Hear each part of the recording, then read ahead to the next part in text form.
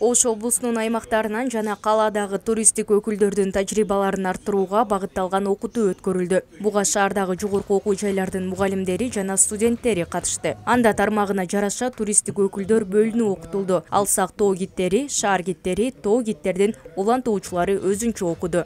Бул окутуулар Кыргызстан боюнча биринчи жолу мындай деңгээлде болуп атат. Биринчи жолу 140 кишини бир жерге топтоп өткөрүп атабыз. Анан буюрса келечекте ушул бүгүн окуудан өткөн бүтүндөй баягы туризм тармагынын өкүлдөрү мен ойлойм Оштун туризмин бир кыйла жогорку деңгээлге чыгарууга мүмкүнчүлүктөр болот.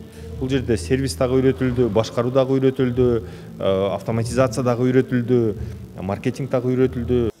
Жалпысынан 5 күндүк окууда 140тан ашык студент аяктады. Анын ичинде туристтер менен түздөн-түз иштеген гидтер жана инструкторлор бар. Максаты курстун катышуучуларын тоо туризминин практикалык көндүмдөрүнө, ошондой эле биринчи медициналык жардам көрсөтүүнүн негиздерине үйрөтүү болуп саналат.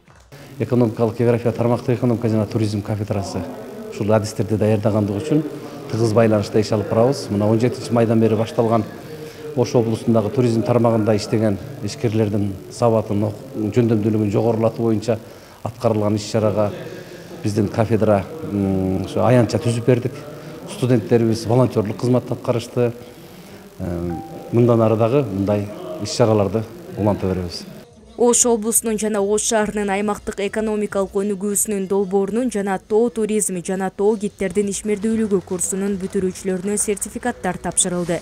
Ош мамлекеттик университетинин экономикалык география, тармактык экономика жана туризм кафедрасы.